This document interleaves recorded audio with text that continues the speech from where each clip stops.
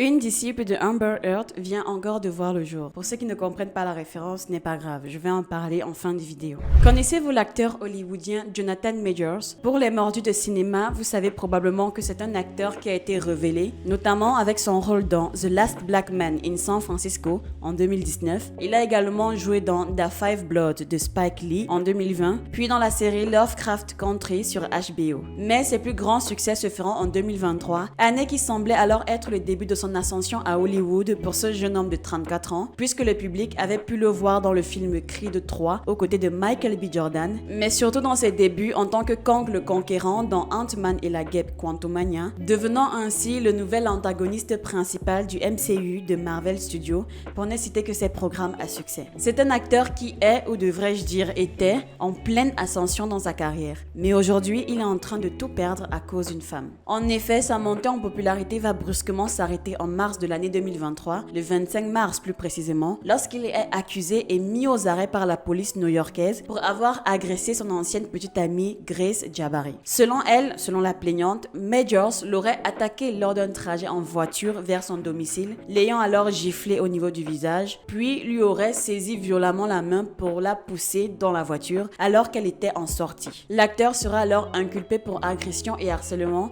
et cela va marquer le début d'une lente descente aux enfers. Sa société de gestion, son agence de relations publiques et plusieurs annonceurs l'ont laissé tomber après son arrestation. Disney est même allé jusqu'à le retirer de son prochain film Marvel et il n'est plus autorisé à jouer dans un film important et en prime, Internet le déteste. Je ne sais pas si vous visualisez à quel point c'est violent. Pour peu que son ex-compagne ait fait des aveux contre lui, c'est-à-dire elle n'a fait que faire des déclarations contre lui, il n'y a pas encore de réelles preuves sur la table. Rien que pour ça, on la cancelle de tout.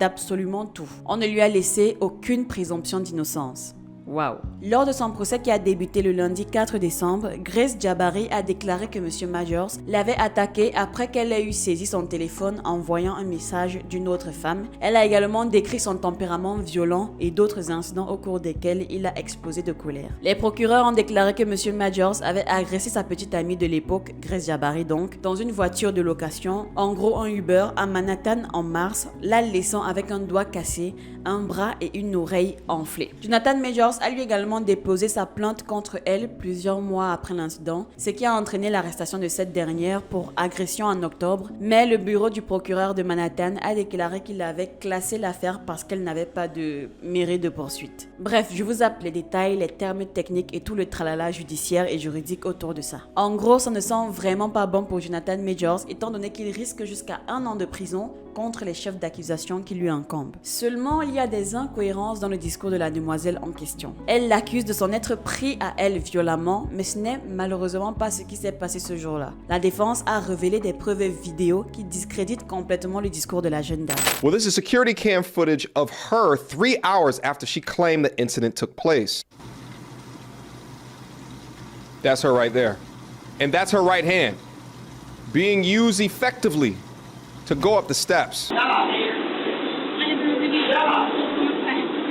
That's her.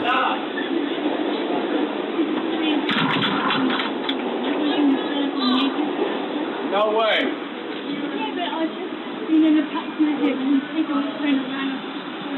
If you turned up the volume, you would hear her say that she is the girlfriend of Jonathan Majors. What she reported to police is that by this time of the night, her finger was already broken. So watch her use her right hand. Also, that her ear was already lacerated. Okay, pay attention to all of this. Let's go. But I also forgot to mention that her ear is not bleeding like she claimed that it was.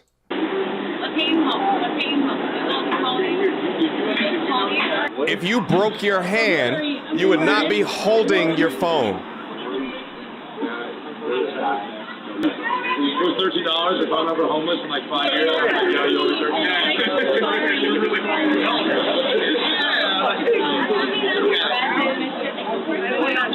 That hand seems very active. Also take note that through her description of what's going on between her and Jonathan Majors, she never makes any reference to any violence. All right, now Majors is entering the picture. Watch now. He looks at her and doesn't speak. Okay, so the Uber Black pulls up to the stoplight. Okay, he picked her up and put her in the back seat. Now, she hops out the car. They're walking across the street together. And he takes off. Okay, now he's running away from her.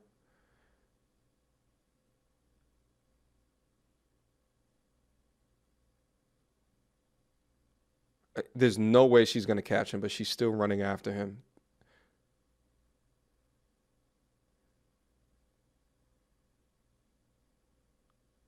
Wow. Whoa, look both ways, mama. Shh. Crazy as hell. She's probably going to lose him after this. Yeah. There's another video that was taken 2 hours later as she's at the after-hour spot at the Moxie Hotel in New York, where she seems to be dancing and using her hand effectively. Let's watch. Pay attention to the bottom right side of the screen. She's coming in the focus right here. Here's a zoom in. Now watch. She gets twirled around using that right hand. You can see her right there in plain view. Wow, she looks fine, huh? Let's watch the badge cam footage of that next morning. All right, doesn't seem like there's sound associated with this. See the date up here, 3/25. Okay. Ooh. So those got 3 or 4 stories. It's got to be a $10 million condo. Okay. Is she on the ground? Yeah, she's on the ground right now. What appears to be in his master bedroom. Wow. Wow.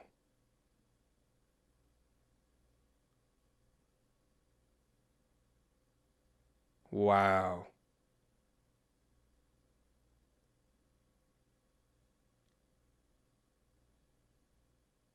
Pour la faire courte, les événements que vous venez de voir se passent après la fameuse altercation au cours de laquelle l'acteur Majors lui aurait fait toutes ses blessures. Mais on a bien vu qu'elle se portait bien, jusqu'à ce qu'on la retrouve dans le placard. Et c'est lui-même qui la retrouve dans le placard de son appartement, dans cet état-là, et c'est lui qui appelle les secours. Il ne sait pas ce qui s'est passé et elle non plus dit ne pas savoir comment elle est arrivée là, mais elle affirme que c'était lui qui lui a fait ces blessures-là. Bon, vous allez sans doute vous dire qu'avec ça, c'est bon, il sera innocenté, etc. Que c'est même elle qui doit s'en faire vu qu'elle a été prise en flagrant délit de mensonge. Eh bien non, la décision est tombée et il est tout de même coupable. Il a été reconnu coupable d'agression au 3e degré, le niveau le moins grave pour ce type d'inculpation. Et il faut noter ici que l'agression dont on parle, c'est lorsqu'il l'a portée pour la remettre dans sa voiture. C'était selon eux un geste violent. Il n'aurait pas dû être si violent quand même quand il la portait comme ça, mort de rire. Vous voyez un homme qui essaye de s'échapper littéralement d'une femme, c'est-à-dire que la meuf le pourchasse et tellement il en a eu marre, il veut se débarrasser d'elle, il la porte et la met dans la voiture et ça pour eux c'était impardonnable, c'était trop. Ce mec il est coupable de violence, point à la ligne.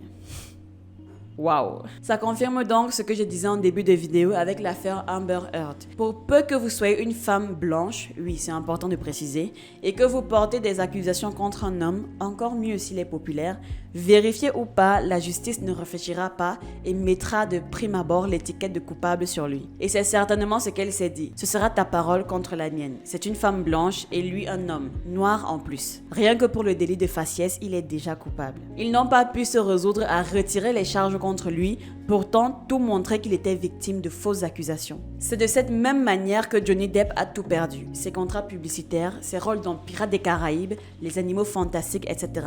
Bref, tous ses rôles à succès. Ils l'ont tous lâché. Sa carrière est fichue. Pourtant, il était innocent. Amber Heard l'accusait de violence physique et j'en passe, mais lorsque la vérité a éclaté, il s'est avéré que ce soit l'exact opposé. C'est elle qui était violente envers lui, autant physiquement que psychologiquement. C'est dur à croire, mais c'est la vérité. Et je suis sûre qu'elle s'était dit la même chose, c'est ta parole contre la mienne. Et longtemps, la justice américaine a cru à sa version des faits. Cependant, même si la vérité a été rétablie, Johnny il a été innocenté et que Amber Heard a été jugée coupable dans cette histoire, Johnny Depp, lui, il a tout perdu Et à contrario, Amber Heard, elle a conservé tous ses rôles et ses partenariats. Personne ne lui a tourné le dos. La preuve, elle a joué dans le dernier Aquaman sorti récemment. Parce que ce sont des femmes. Ça me rappelle même un autre cas qui s'était passé il y a de cela 3-4 ans, je sais plus trop. C'était le cas Aline Dessine versus Marvel Fitness. Je ne sais pas si vous en avez entendu parler. Honnêtement, moi, quand j'ai découvert l'affaire, j'y ai cru au propos d'Aline. J'y ai cru, je me suis dit, non, c'est forcément elle la victime, ça c'est sûr. Mais avec le recul et après avoir écouté les deux parties, c'est-à-dire la version de Marvel Fitness également, et d'avoir écouté d'autres personnes qui ont eu à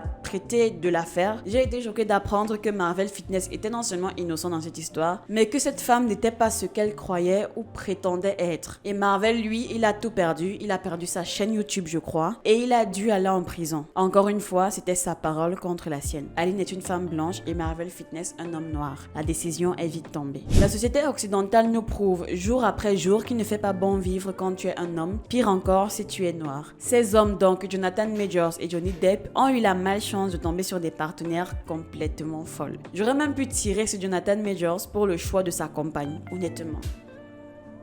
Il veut me dire qu'il n'a pas pu trouver mieux. Cette Jabari là, comment ils se sont rencontrés? Je crois que c'était sur un plateau de tournage d'après les rumeurs qui ont fuité et tout ça. Elle était assistante ou un truc dans le genre. Mais prenez au moins le temps de chercher des femmes qui en valent la peine, des femmes valeureuses. Ne prenez pas tout ce qui vous tombe sur la main parce que ces femmes-là vous ont fait du charme. Je suis sûre qu'il aurait pu trouver mieux dans sa liste de connaissances. Il est vrai que dans l'univers des célébrités, trouver un partenaire, un ou une partenaire fiable, c'est assez compliqué. Personne n'est à l'abri d'un divorce ou d'une escroquerie. Mais je pense quand même que Jonathan Majors aurait pu choisir mieux. Il aurait pu trouver mieux réellement. C'est sur ces mots que je vais clore la vidéo. C'était une petite vidéo réaction par rapport à ce phénomène qu'on a tendance à négliger, voire même à ignorer, et qui pourtant est un phénomène assez problématique. Ce pouvoir-là qu'ont les femmes de nuire, de réduire à néant des vies, des carrières, pour peu qu'elles aient fait des allégations problématiques envers leur personne. Je ne parle même pas uniquement de stars, de célébrités, même certains youtubeurs. Je me rappelle du cas du